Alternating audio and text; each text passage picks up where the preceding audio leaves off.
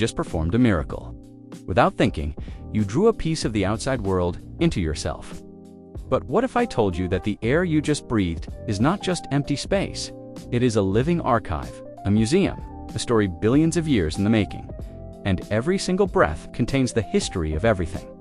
This is a breath of air. It seems like nothing, but it's everything. Today, in the next 15 minutes, we are going to follow one single imaginary breath. And we are going to trace the epic journeys of just 3 of the trillions of molecules you just inhaled. The story of our breath is the story of the Earth itself. So, what is air? Mostly nitras, the silent background actor. But it's the supporting cast that has the wildest stories. Let's meet our 3 main characters. First, the oxygen molecule, a gift from the ancient world. Next, the argon atom, a relic from the Earth's violent birth. And finally, the carbon dioxide molecule, the ghost of lives past. 1 breath, 3 incredible journeys. Let's begin with the one that keeps us alive. Every oxygen molecule you breathe has been on an incredible journey. Its story begins, not on land, but in a shallow, sun-drenched sea over 2 billion years ago. This is a cyanobacterium. It was one of the first life forms to perform a magic trick, photosynthesis. It took sunlight, water, and carbon dioxide, and it released a waste product that would change the planet forever: oxygen.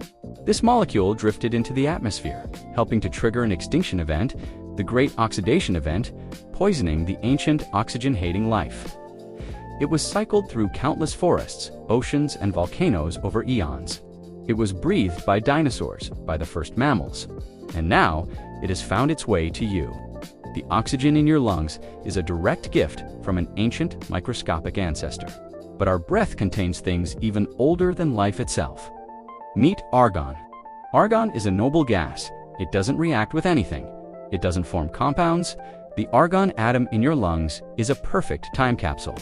It was formed from the radioactive decay of potassium, deep within the molten rock of the infant Earth over 4.5 billion years ago.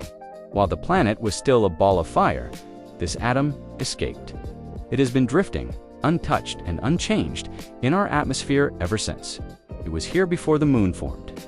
It witnessed the entire history of life from the sidelines.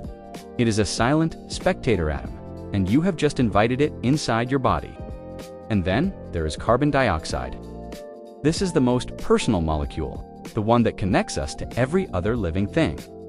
There's a famous statistical probability that states with every breath you take, you inhale at least 1 molecule from the final breath of every person who has ever lived. 1 molecule from the last sigh of Cleopatra, from the last gasp of Leonardo da Vinci, and from the final fatal exhalation of Julius Caesar on the floor of the Roman Senate. That molecule didn't just disappear. It was absorbed by a plant, eaten by an animal, cycled through the oceans, and mixed evenly throughout the globe for 2,000 years.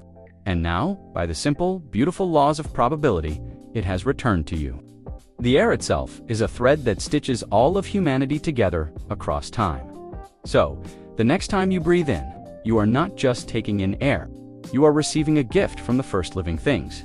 You are harboring a relic from the birth of our planet, and you are sharing a connection with every soul that has ever lived. We share this air, not just with each other, but with all of time. It is the most common, yet the most profound thing we will ever do. So breathe deeply, and remember the history you are taking in.